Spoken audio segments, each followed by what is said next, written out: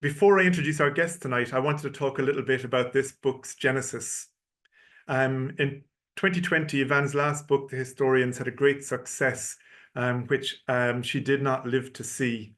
Her last collection won the Costa Prize for Poetry, and its affecting poems, poems of memory and of public witness, already seem like a high point in what was such a sustained writing life. During the time that Eavan was writing those poems, she had been editor of Poetry Ireland Review, and her stirring and memorying editorials there were very much on my mind in the wake of her untimely death. My colleague, Michael Schmidt here at Carcanet, and I started looking back at the essays that Eavan had published in the previous decade, uncollected essays in PN Review and elsewhere, and we were reminded of her remarkable prose, her poise and clarity as a prose writer. We both loved Eavan's 2 books of essays, and we turned to one of the many scholars who have been so attached to the work, Jody Allen Randolph, to ask her about the possibility of her putting these essays together. It was then that Jody told us about Daughter, the memoir which Eavan had been commissioned to write in 2007 and to which Jody said she had returned lately.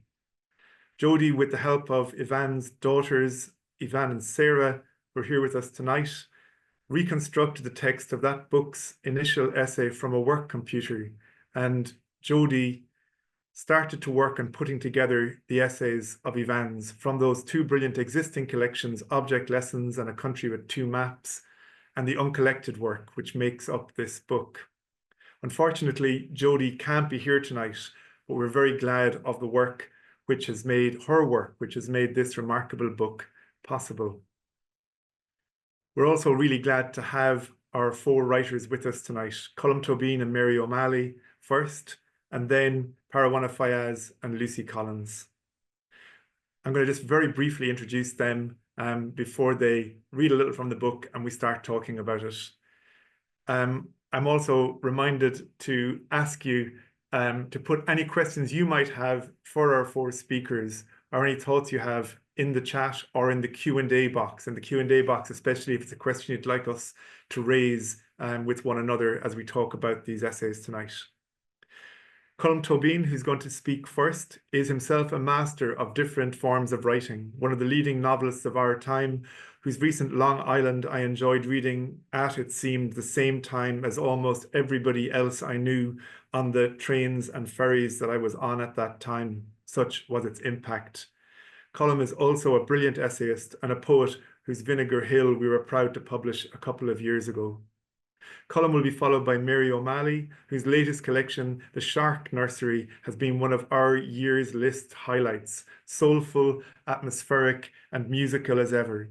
Mary is a poet whose work has been included in Eavan's editorial books here at Carcanet, as well as being one of Eavan's other close Irish companions on the Carcanet list. Parawana Fayaz was taught by Eavan Boland in Stanford and now works in Cambridge. Her 40 Names won the Foreword Prize for Best Individual Poem, and we're just about to publish some of her remarkable translations in PN Review. Our final reader tonight will be Lucy Collins. Lucy is one of the leading scholars of 20th century and contemporary Irish poetry at work today. She is Associate Professor at UCD, and her books include The Great Recovery Project, Poetry by Women in Ireland, 1870 to 1970. So, with no further ado, I'm going to ask Colm to begin, and you'll see the text on the screen and you'll be able to move around and to toggle between speaker and text. Colm, here you go. Okay. What language does poetry happen in? Is it the language we choose or one made out of what we haven't chosen? The scene changes again. A boarding school on the Dublin coast. It was my last year there, and I was 17, and if I was reading poetry, it was only in a fitful here and there way. All my intensity, whatever intellectual energy I was capable of, was reserved for Latin. I hardly knew how it had happened. Hardly a year before, I had regarded it as a burden. Now it was a pleasure. And so I sat in the convent library on spring evenings, my Latin grammar beside me. Gradually, the blunt outline of the Wicklow Hills would disappear. All of a sudden, a small array of lights, a fishing boat, would pinpoint a place on the water. I began my Latin exercises. Immediately, there was magic. The sinuous verbs were smoothed by the syntax. The ceiling, the grain in the oak, the colour of the windowsill seemed to be smoothed as well. They shimmered with the ablatives stretched out, with the ambitious gerundives were shut down again to turn on a sixpence meaning. The sentences on the page beckoned, enticed, promised, enchanted. And finally, they marched from the page into the air, the atmosphere. My plain and workaday surroundings, the bay outside the window softened and retreated. The Kish Lighthouse, with its fog-announcing boom boom, was silent. The small fishing boat returned to its almost black location. I would never forget those evenings. I would never forget that I had been alone and enchanted in a space mastered by language, deluded by verbs, kept at bay by the compressions of gerundives and ablatives. That I had seen firsthand the ability of language, in the right alignment, to control time. That I had participated in some small way in that control. That I had felt my local, frail, contemporary moment dissolve in the power of a syntax made somewhere else and thousands of years earlier. Thank you, Colin. I think I'm going to ask Mary to continue with this essay.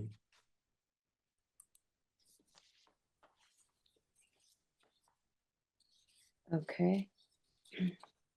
Poetry and magic, a fellowship as old as speech and ambition.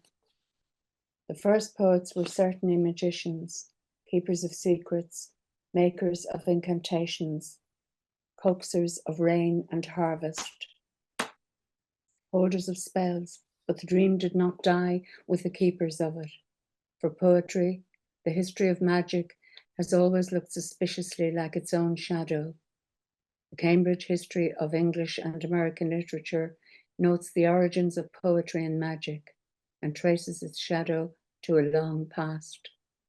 The songs which have been preserved at dates seem to be in the nature of incantations for securing the fertility of the fields. Some of them occur in descriptions of the magical ceremonies at which they were sung.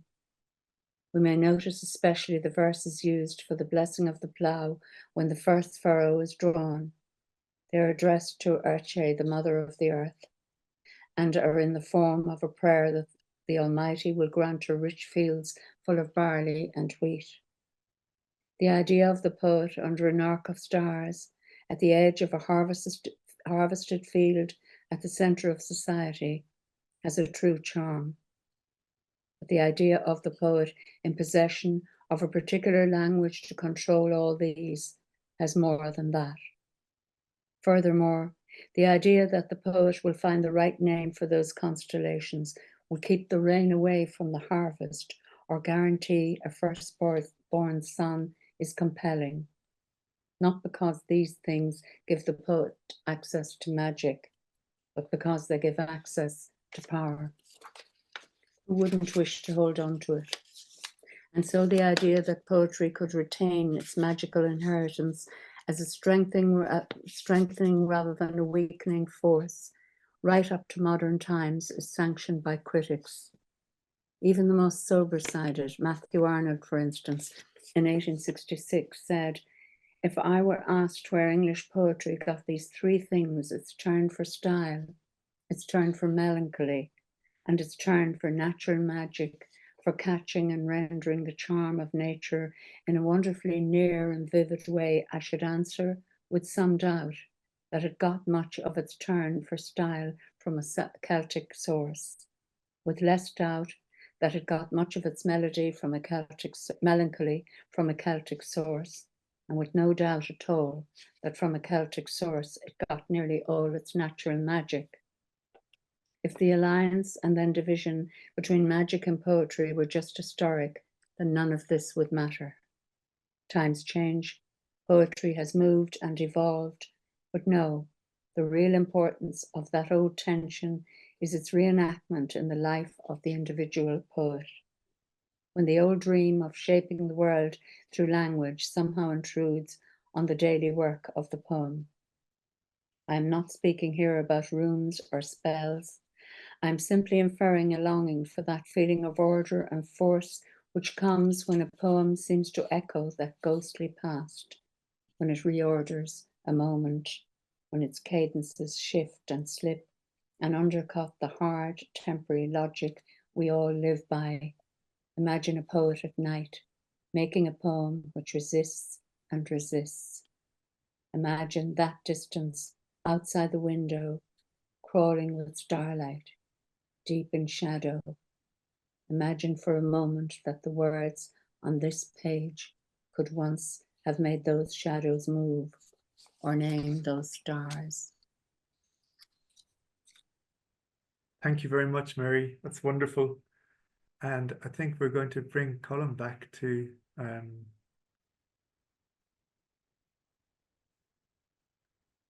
read the poem Love. This is Eavan's poem, Eavan Boland's poem, Love. Dark falls on this Midwestern town where we once lived, where the mists collided. Dusk has hidden the bridge in the river, which slides and deepens to become the water the hero passed on his way to hell. Not far from here is our old apartment. We had a kitchen, the Namish table. We had a view. And we discovered there love had a feather and muscle of wings and had come to live with us, brother of fire and air. We had 2 infant children, one of whom was touched by death in this town and spared. And when the hero was hailed by his comrades in hell, their mouths opened and their voices failed, and there is no knowing what they would have asked about the life they had shared and lost. I am your wife, it was years ago. Our child is healed, we love each other still. Across our day-to-day and ordinary distances, we speak plainly. We hear each other clearly. And yet I want to return to you on the bridge of the Iowa River as you were, with snow on the shoulders of your coat and a car passing with headlights on.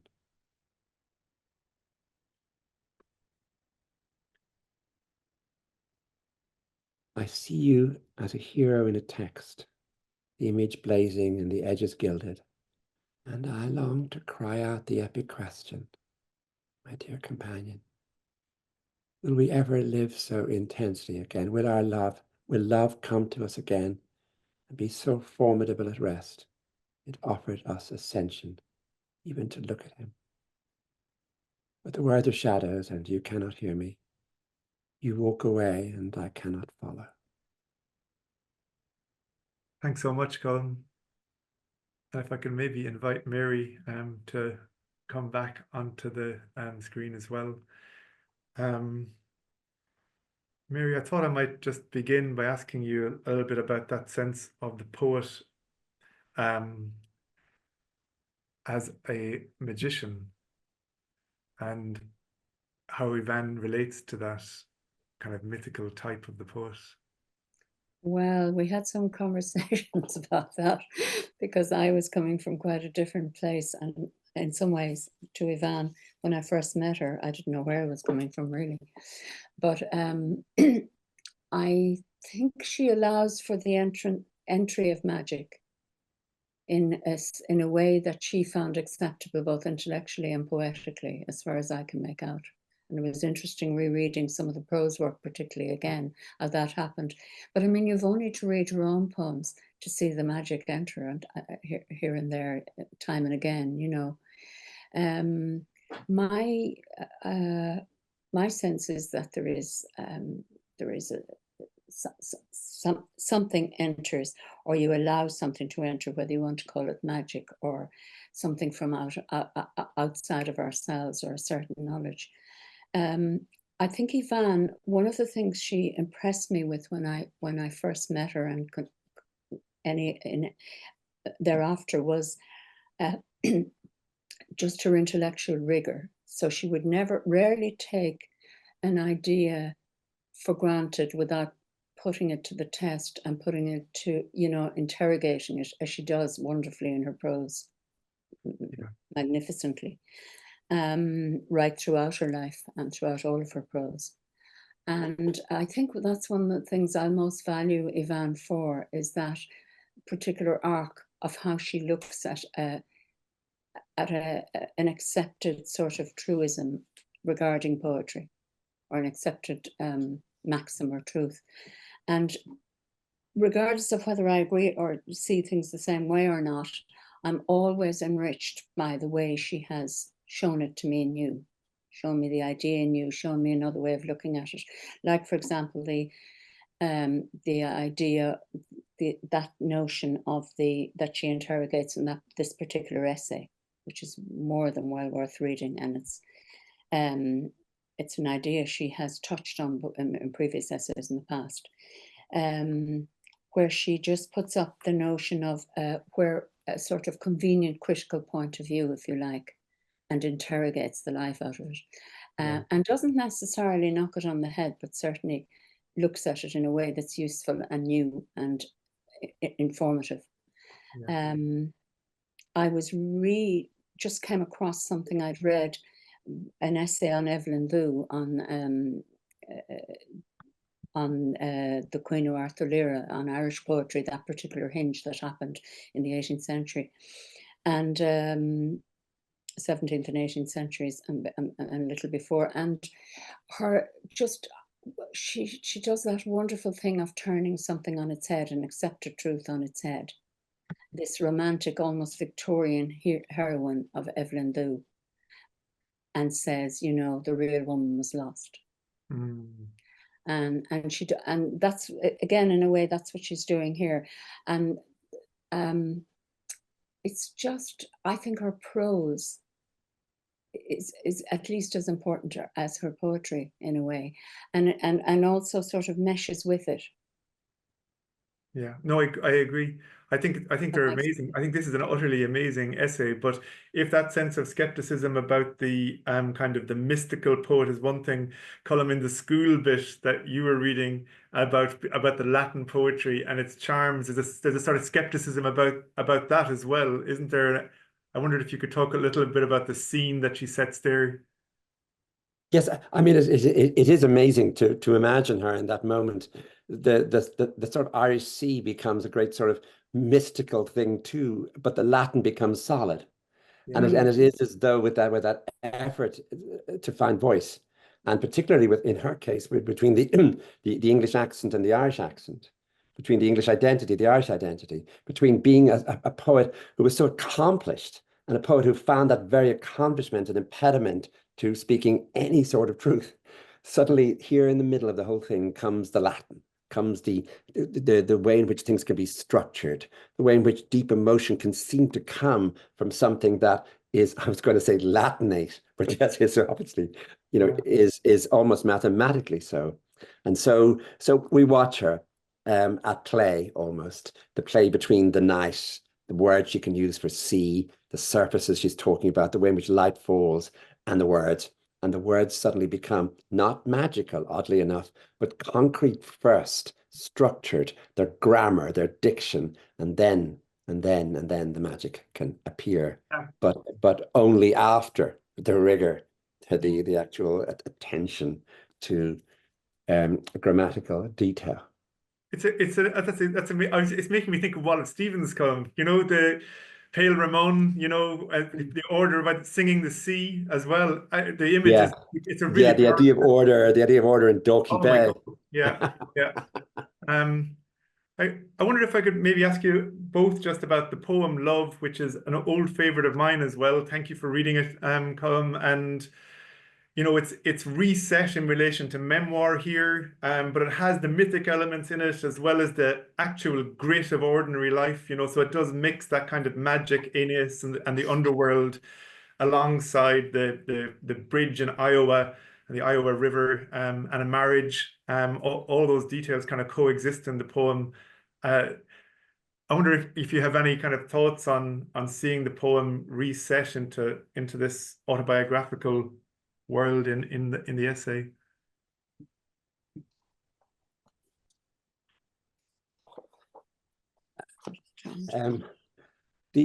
I mean, I suppose I mean, the question Eavan is answering in these books of essays was posed by Derek Mahan. And it was sort of cheeky. It was said, what exactly is her problem? I mean, that she's somebody who more than anyone else I know, this is talking about being in Trinity in the 60s, when she pushed a door, it was already open.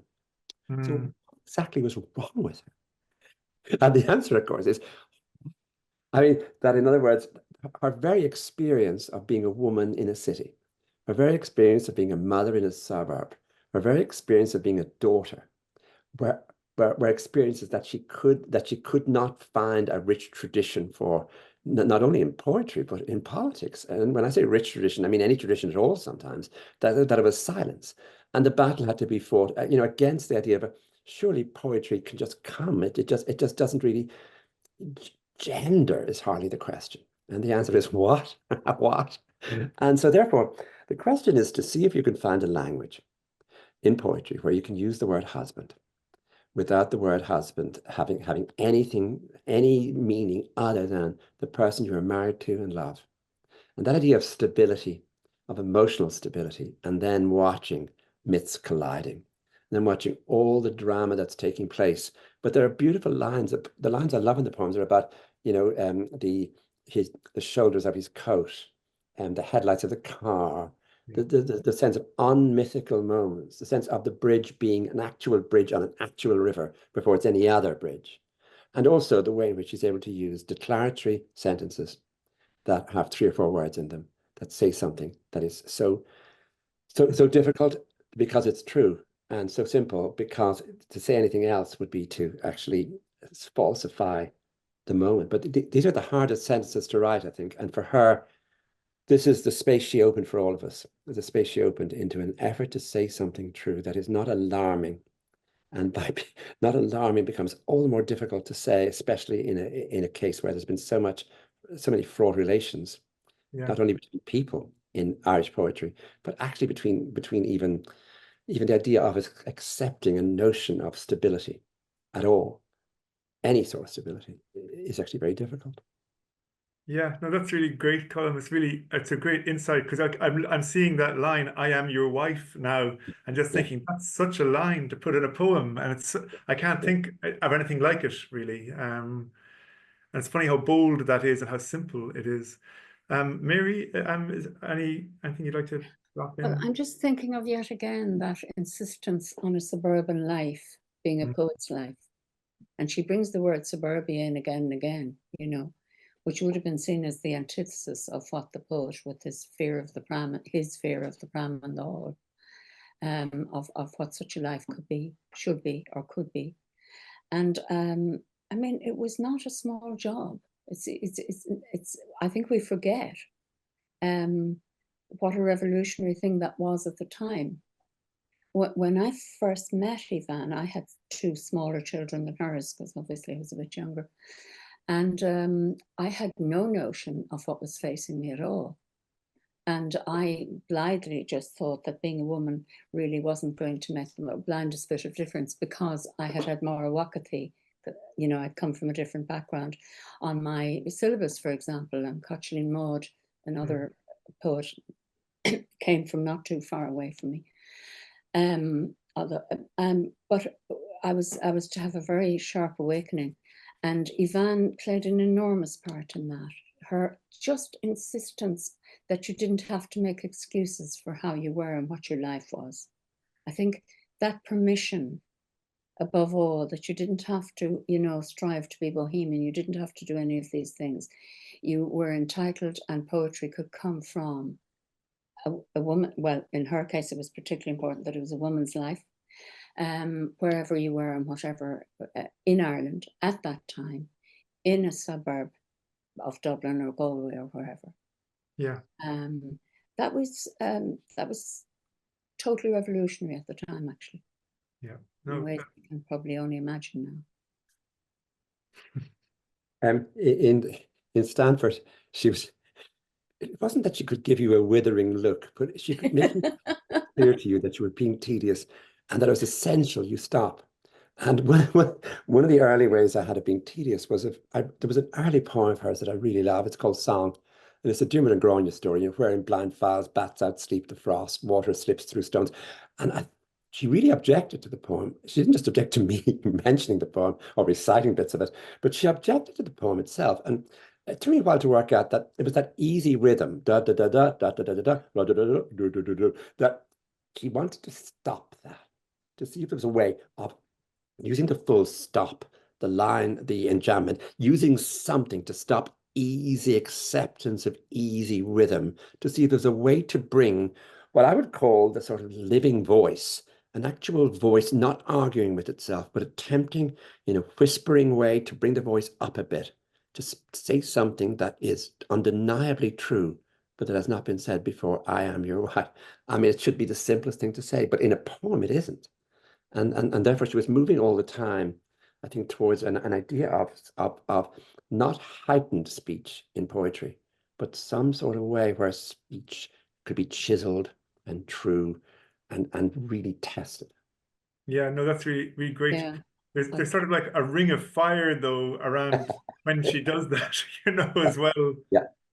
It's very hard. Well, I might actually maybe move to, we're going to return Mary and Colm to you in a minute, but I'm going to talk to Parawana, who also will have known Eavan as a student initially in Stanford, and we might hear from Parawana's choice from Citizen Poet now.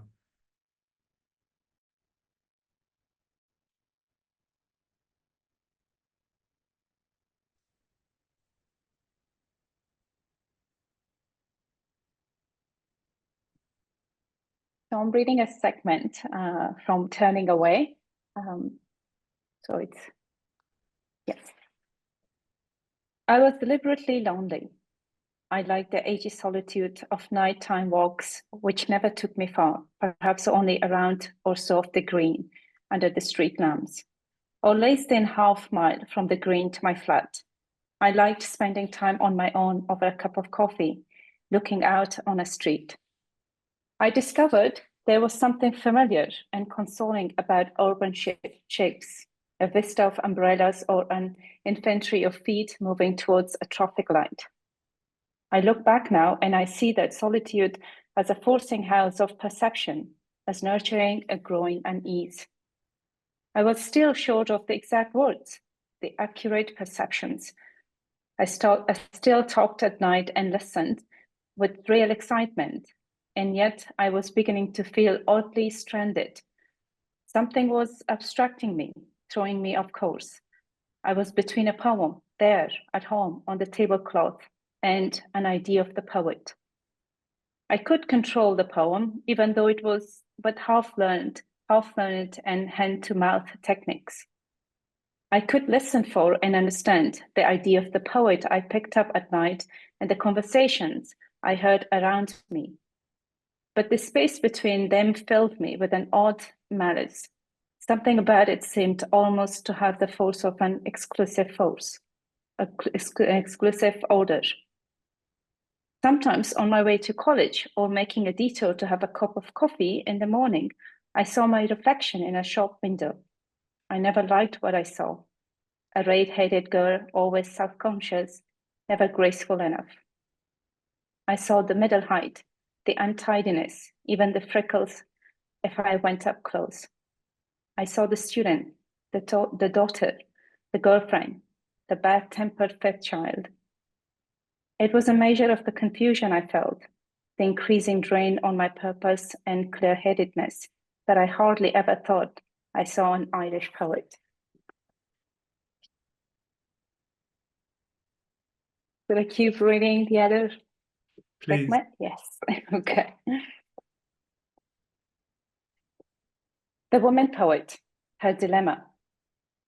I believe that the woman poet today inherits a dilemma, that she does so inevitably, no matter what cause she espouses and whatever ideology she advocates or shuns. That when she sits down to work, when she moves away from her work, when she tries to be what she is struggling to express, at these moments, the dilemma is present, waiting, and inescapable. The dilemma I speak of is inherent in a shadowy but real convergence between new experience and an established aesthetic. What this means in practical terms is that the woman poet today is caught in a field of force. Powerful, persuasive voices are in her ear as she writes, distorting and simplifying ideas of womanhood and poetry fall as shadows between her and the courage of her own experience. If she listens to these voices, yields to these ideas, her work will be abstracted. If, however, she evades the issue, runs for cover and pretends there is no pressure, then she is likely to lose the resolution she needs to encompass the critical distance between writing poems and being a poet. A distance which for women is fraught in any case, as I hope to show, with psychosexual fear and doubt. Dramatize, said Henry James, and so I will. Imagine then that a woman is going into the garden. She is youngish, but her apron is on and there is flour on her hands. It is early afternoon. She is going there to lift a child who for the third time is about to put liver and pods into its mouth. This is what she does. But what I have omitted to say in this small sketch is that the woman is a poet. And once she is in the garden, once the child, hot and small and needy, is in her arms, once the frills of shadow ground the liver and the freakish gold light from it are in her eyes, then her poetic sense is awakened. She comes back through the garden door. She cleans her hands, takes off her apron, sets the child down for an afternoon sleep. Then she sits down to work. Now it begins. The first of these powerful, distracting voices comes to her. For argument's sake, I will call it the romantic heresy. It comes to her as a whisper, an insinuation. What she does, what she wants to do is write about the liberum, the heat of the child, common human love, the mesh of these things. But where, says the voice in her ear, is the interest in all this? How are you going to write a poem out of these plain Janes, these snaps and threads of an ordinary day? Now the voice continues, listen to me, and I will show you how to make all this poetic. A shade here, a nuance there, a degree of distance, a lilt of complaint, and all will be well. The woman hesitates. Suddenly, the moment that seemed to her potent and emblematic and true appears commonplace, beyond the pale of art. She is shaken, and there I will leave her, with her doubts and fears, so as to look more closely at what it is that has come between her and the courage of that moment. Thanks, Parwana. What wonderful passages to select. Really amazing confrontations. I think, Lucy, I'm going to ask you maybe to read one of the poems that come out of this sort of thinking about the poems she might write. Thanks, John. Quarantine. In the worst hour of the worst season, of the worst year of a whole people, a man set out from the workhouse with his wife. He was walking, they were both walking north. She was sick with famine fever and could not keep up. He lifted her and put her on his back. He walked like that west and north, until at nightfall under freezing stars they arrived. In the morning they were both found dead, of cold, of hunger, of the toxins of a whole history. But her feet were held against his breastbone. The last heat of his flesh was his last gift to her. Let no love poem ever come to this threshold. There is no place here for the inexact praise of the easy graces and sensuality of the body. There is only time for this merciless inventory. Their death together in the winter of 1847. Also what they suffered, how they lived, and what there is between a man and woman. and in what darkness it can best be proved.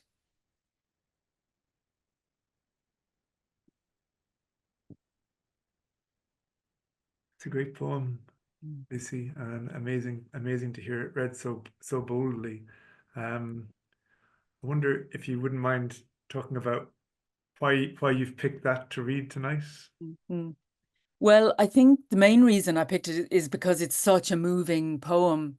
And I've taught it quite often, and I found it has a huge impact on students. And no matter how often I teach it, it still sort of shocks and moves me again, each time I encounter it, which is really, I think, a lot of the power of Eavan's work is that power, very similar to what Colin was talking about, that sense of, on the one hand, this precision, this rejection of artifice, in one sense, but also this beautiful flow of language, and how she kind of deals with that, the tension of the thing made, the craft of the poem, and yet the flow of emotion that moves through the poem and through it to us as readers, I think. It's one of the things, I suppose, hearing you read it now, just before I come to talk to Parwana, but it's sort of related, is the stars and the night and the body, the images that we might associate with the love poem, with the idea of love that the poem won't name, are like she knows the moves of what the lyric poem does with this and won't do them. I think that's one of the things that sometimes goes missing when you're reading those poems, is the sophisticated avoidance of certain ways of writing. Does that sound right to you, Lucy? Or? Yeah, I mean, because it's a technique as well that's present in other poems, where she sort of draws you into that scene. And it goes back to, I think, what Mary was raising with the magic as well. It draws you in, and then it pushes back against you, and it reminds you of the artifice of poetry itself and of the act of writing. So she doesn't sort of let you off the hook as a reader, I think. But also she does use those images, that kind of precision that we see in the prose as well, of the location of writing, sort of bringing you into a scene, placing you on a map, and bringing you, in this case, specifically into the lives of the marginalized and suffering. And I think that sense of empathy as well. I mean, she's kind of writes about her own life. But to pick up Com's point earlier, I think, about that question of, well, every door opened for her. But I think in spite of those facts, she still has this huge empathy for people who suffer. And that's there right throughout the work. And I think it's very powerful. Yeah. Even as she's kind of questioning it, or questioning our kind of easy emotions. Yeah. I think that depth is there. Incredibly hard line to walk, like really amazing. Parwana, you've picked out two passages about the image of the poet and that sense of not fitting. And I wondered if that's something that really drew you to the way that Eavan figured the kind of her work in relation to existing images of the poet. Yeah, so I think I should say that I met Eavan as a teacher before a poet. I was introduced to her in 2012 when she was running the creative writing program at Stanford, and I think you could almost tell that she would never introduce herself as a poet, right? She was always trying to teach you the art of writing and the art of good writing. And I think for me, I came to read a lot of her work as soon as I met her, and also I had a very hard time putting these two figures, together to make sense of the kind of teacher she was, the kind of empathy that she had for students, and the kind of understanding she brings in a classroom that I didn't see it in any other classes. But this sensitivity toward women being interested in history and rewriting history, and using certain vocabularies that really kind of she would recognize the students very easily, and that's how she would offer one-to-one lessons. And I was one of the very lucky students that she really took me in her under her wings, and I came to appreciate her poetry that way. But interestingly, the point of reference, or the moment that we connected, was this idea of motherhood. We I wrote a lot of poems about my mother in the beginning, and I was surprised that she would challenge certain ideas about this idea of womanhood, the kind of love she conveys toward a daughter because she doesn't have the power. How could she do that? And that question really kept me thinking, the kind of poet she was, and that's how I picked up reading a lot of her essays about her mother, this connection that she had, and that really inspiring her poems. I came to know her as a wholesome person because of her writing, really. And the quarantine, the poem is one of my favorite. And I always, when I'm stuck in writing a poem, I go back and read it because I can hear Eavan. I can hear Eavan so clearly in my ear, because if I had written a poem, I'd take it and print it and give it to her and she would read. She had always a pen and she would just cross a stanza. She's like, this doesn't do anything. Give me solid emotions. Give me something that tells the truth in few words, and you don't have to use so many images and metaphors. And I think that's what her poetry really is, so distilled. You read it, you hear it, it just presents itself in a physical form as well. So I think I became a poet inspired by that. And I must say here that 40 Names was the first one of the first poems that I came to complete it with Eavan Boland, because she was very interested in the idea of writing about a very serious issue that is still is prevalent in Afghanistan, but also it can be related to a sort of a mythology that and how can you bridge those things together? So I think this is what she does, and I think that's what I've appreciated so much about her poetry. And the more I read Eavan, I still have that teacher voice in my head, but I think she always will be that teacher figure for me, the poet teacher, really. Yeah, and of course, Parma, should be said, you make a small cameo in one of the later essays as well. Yourself in the A Woman Without a Country, a detail, one of the terrific uncollected essays that's in the book, which kind of reflects on her reading Afghan poetry and trying to think about it in the US at that time. Absolutely. Yeah. I think that's where we really connected strongly. This idea of a country that exists in our imagination in a wholesome way, but at the same time it's so fragmented. There's so many things happening that we don't really belong to it. That's how I remember having the conversation about it. But the love that we have for the language, the culture that comes with it.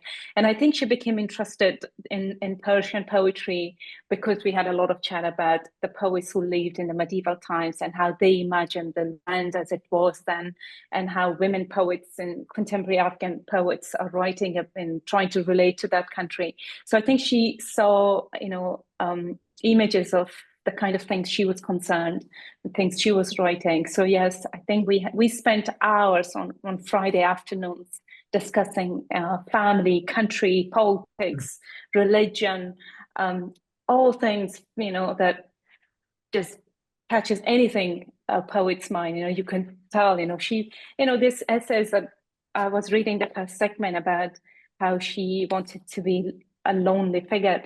I think I found Eavan to be a lonely person, even at Stanford, as a director of creative writing.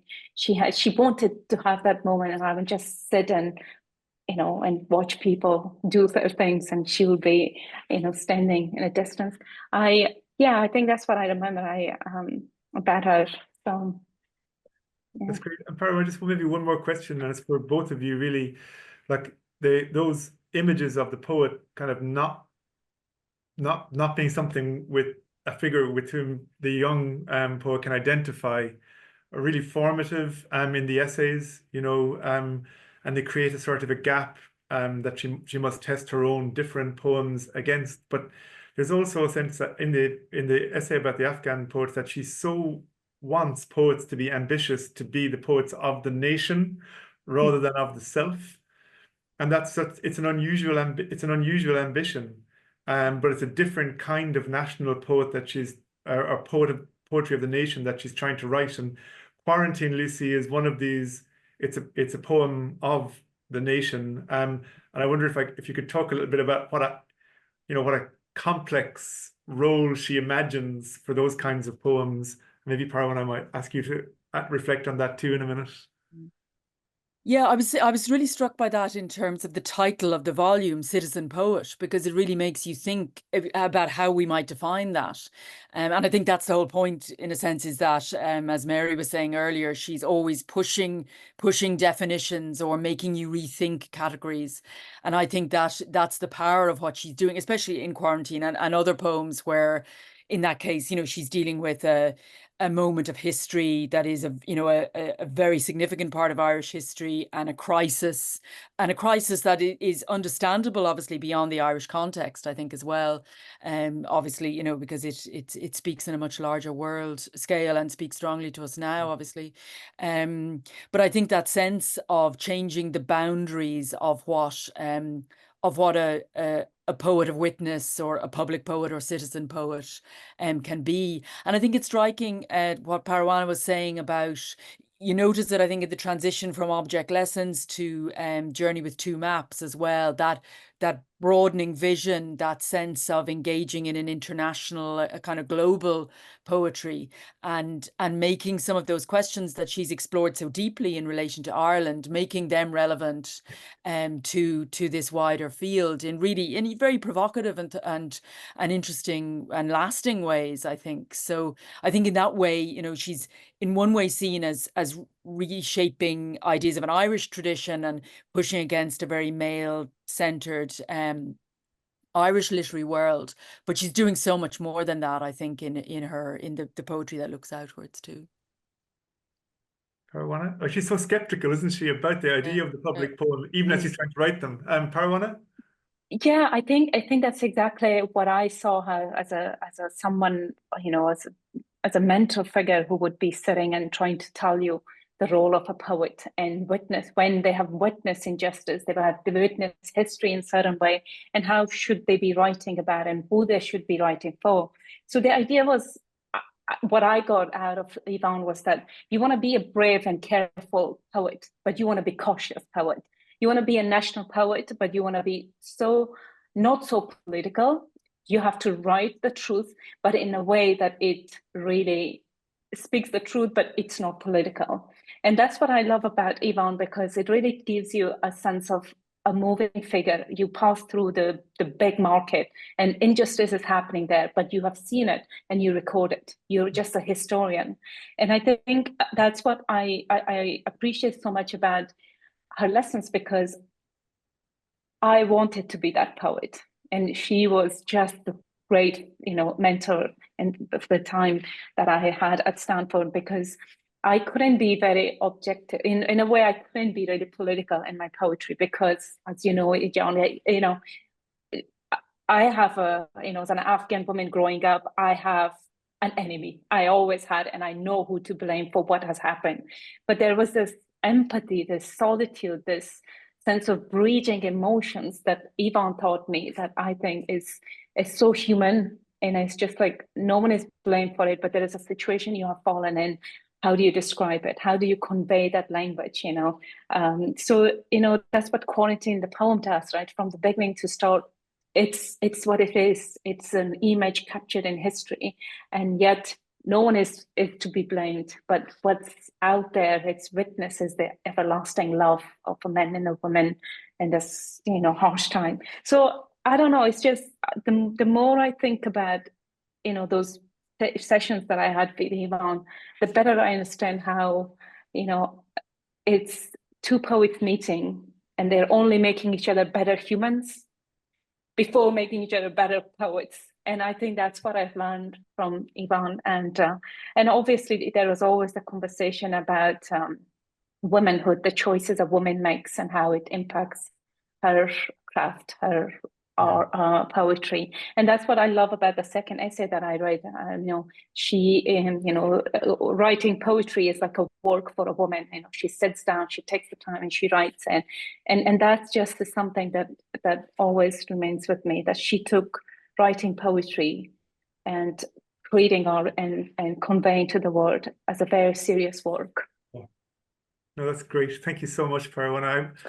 I thought maybe I might ask Mary and Colm to join us again at this point, and maybe, you know, it's been terrific to hear you, Parwana, just talking about the impact of Eavan's example and her teaching in terms of how it's shaped and your sense of how poems can matter and what you would write.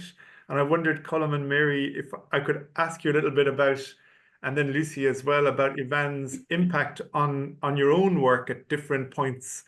Colm, would you, I know Mary spoke a little bit about this, but I'm going to come back to you, Mary. But Colm, would you mind talking a little bit about, because you knew Eavan at Stanford, of course, but you knew her before then too. I didn't really know her before that. It was in Stanford that I got, in a way, the full blast of her, I suppose, ambition. And not her ambition for herself as a poet, but for anyone she was working with. And so, I mean, the idea, for example, if you take in England, that Geoffrey Hill, it was essential for him, and indeed for Ted Hughes, that there was a monarchy. Somehow or other was still in their blood, in their poetic blood, that there would be a king or a queen, and that they would operate almost as subject. For Eavan, I think this really mattered too, except that she was a citizen, and that she believed in the idea of a nation. I mean, somewhat, but she certainly believed in the idea of a republic. And therefore she worked from that idea that somehow that this had to be investigated, that there was no, it isn't merely that the personal was political, that there was no such thing as the personal. That if you wrote a poem about anything at all, and the poem was true, in other words, it was about something that mattered, it was written carefully and rigorously, no matter what the subject would be, that poem would enter into the public domain as a statement, especially in a fragile society. Thus, she didn't see Patrick Kavanagh and as an apolitical poet, even though he was concerned with the parish rather than the nation. But she was fascinated at the idea of the political poem, of a poem that entered into the bloodstream of the nation in a way which was subtle, but was also unmistakable. And you know, when you tried to get Eavan, could you give me a list of political poems? That was such a stupid question, because the political came into poetry as a form of subtlety, as a way of making the personal stick, making the personal matter, especially if you were, for example, like me, if you were a gay writer, or even if you were just an Irish, no, let's take gay. And so watching her then navigate the idea that my experience as a woman writing a poem is actually national, it somehow or other matters. And the smallest line I write about my domestic life will have enormous implications. Those hills, Dundrum, the garden, the back garden, the children's toys, the going out at twilight, all of those things matter, because image of that will take over, or at least infiltrate, other more dominant images, which are effectively repressive images, and that you will open space all the time by just mentioning a children's toy in a poem will open political space. I just loved that. I thought it was the most exciting idea. Yeah, no, that's wonderful. And those reverberations, I can see the image of, like, you know, because you can see the images in the essays, can't you, of those places, those domestic, that brilliant, where she talks about domestic rooms and about how absent they were from the poetry. Mary, can I ask you a little bit? I know you spoke a little bit about it earlier as well, about her personal example, but I suppose about the poems and what came from her poems into your own practice. Well, I should say that I did one workshop ever with Eavan, a so-called masterclass. So it was, I think it was certainly, if not a 2-day event, an all-day event. It was, as Parwana said, she worked hard. She was an extraordinary worker. That was the first thing I saw her. But I think there were two things. I mean, there were many things, but there were two things above all. One was working at the craft. Eavan, as Lucy said, you know, she knew how it worked. And you can see it at work in the various poems. Eavan was a brilliant craftswoman. And one of the things she taught me, without perhaps putting it like this, was that if you were working in free verse, quote unquote, outside of the traditional forms, you had to work in a way, in some ways, extra hard. You had to be absolutely rigorous, particularly about line breaks. So very directly, she taught me a lot about line breaks, and she was very particular about them. You know, Colm talked about that short line and her refusal of the easy, what she considered the easy rhythms.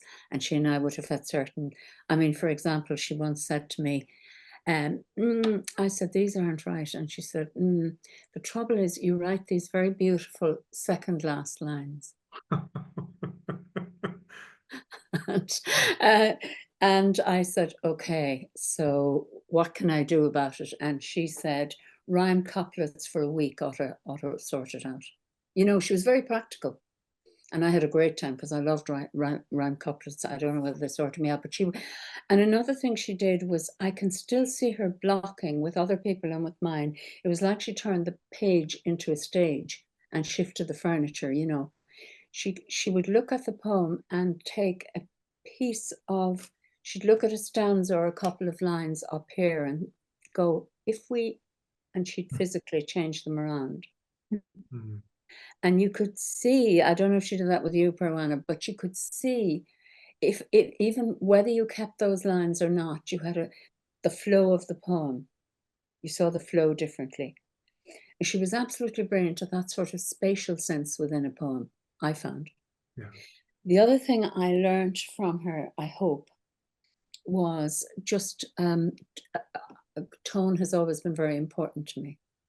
And my sense of tone before was probably coming between Irish and the other languages that I might have read in, a little different. And in English, I wasn't quite sure what tone.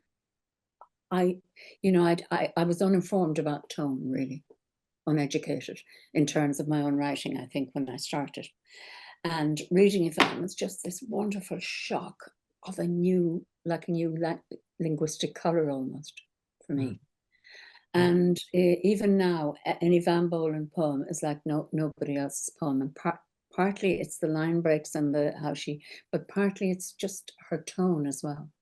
Yeah, I can hear her voice even, as Parwana also said, reading, and her cadence in particular. So I think I took those, but also we would have had very different, we shared two things, I think, that I recognize because we were of very different backgrounds, East Coast, West Coast, and also different socioeconomic backgrounds, if you like. And she gave me permission, John. Yeah. In a way, to write. She told me it was good enough to continue and that it was very important for me to continue because I was very unsure about that. And I thought I wasn't going to be devastated if it wasn't. I was prepared to be told, don't bother, you know. And she gave me permission, and for years and years she insisted on that permission. And she was ambitious for her people she took under her wing, much more ambitious in many ways than I was myself. And a lot braver. She was certainly a lot braver. And that's very difficult to quantify. You know, the formal stuff is terribly important, and the stuff the formal, not tricks, just the formal sense I learned from her. Outside of the whole intellectual dialogue, which has been enormously important to my life, that you could have. And she used to say to me, leave a paper trail. You've got to leave a paper trail. Write the story. You know, she was really as clear as that. That's a great line. Yeah, leave a paper trail. Like I think Michael Schmidt, my fellow editor here at Carcanet, would really want me to say that what you're describing, like Eavan changed Carcanet, and Michael would always say that she changed his mind, and she made him hear different things in poetry, and the list changed and the magazine changed. And I know he'd always say that she and Ashbery were the two things that just shunted the press in different directions in the late 70s and then in the 80s again. Lucy, I might maybe, my last question will just be for you, because I suppose I'm thinking of you as somebody who has the long arc of poetry by women in Ireland as something that you've kind of really led the way in, and about your sense of Eavan's work as company while you were doing that, and your sense of her in that. It's massively changed our sense of that now than it would have been in 1970 or so when she's first beginning to publish. Yeah, well, in many ways, she's responsible for my interest in that very arc that you're referring to, because I actually first encountered her in Trinity. I was in one of her creative writing workshops, strangely, and I mentioned, for some reason, my interest in women poets, because I was an undergraduate, but I was already interested in women poets, came up, and to go back, I was interested in Mary's point about how searching she was in her questions then about what exactly you were interested in, and sort of pushing back against assumptions you might have, giving me readings, sending me particular directions. And that was actually one of the books she recommended was Pillars of the House, that anthology of women poets, which, opened up, just a whole awareness of earlier generations of women that obviously I wasn't aware of at the time. And in many ways that was kind of incubating. I was actually interested in working on women of Eavan's generation at first, but that idea of the long history and the need to reclaim the invisible was sort of incubating for me. And I think, that dimension of her achievement or her legacy perhaps is perhaps the less recognized one. I think, we think about the kinds of writing in the anthology, but there's so many beautiful reviews and essays about individual women poets, for example, and very many of them not Irish women poets, that are really inspiring and thought-provoking. So I think, again, this volume is also a jumping off point for our deeper investigation into her commitment to women poets in that broader way. And that was very much an inspiration for me and really determined all the later work that I did. That's great, Lucy. I couldn't have asked you to say something better, because of course we have separated off the writing about other poets as a book that we're hoping to do in future as well. And that was certainly one of Jody's plans, trying to think through this book. I think that I might return to Mary and ask her to read that the science of cartography is not limited, maybe, and we might finish up on that for the night. But thank you so much, Colin, Lucy, Parwana, and Mary. It's been really fantastic to hear you celebrating Eavan's work. And we're really proud that this book of essays is out there, and that we're going to have, we hope, new generations of readers for these essays, and people who'll be coming back to the poems as well on the back of that. So thanks, everybody. And do look at the website for our next events that we have coming up in this series, and make sure that you click onto the link, which Jazz is going to put in the chat as well, to be able to buy your copy of Citizen Poet with our Carcanet discount. Thanks again. Mary, over to you.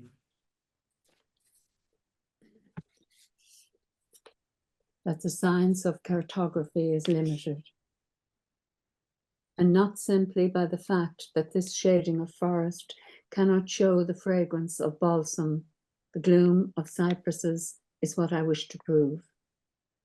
When you and I were first in love, we drove to the borders of Connacht and entered a wood there. Look down, you said. This was once the famine road. I looked down at ivy and the Scotch grass rough cast stone had disappeared into, as you told me in the second winter of their ordeal, in 1847, when the crop failed twice. Relief committees gave the starving Irish such roads to build, where they died, where the road ended, and ends still. And when I take down the map of this island, it is never so I can say, here is the masterful, the apt rendering of the spherical as flat, nor an ingenious design which persuades a curve into a plane.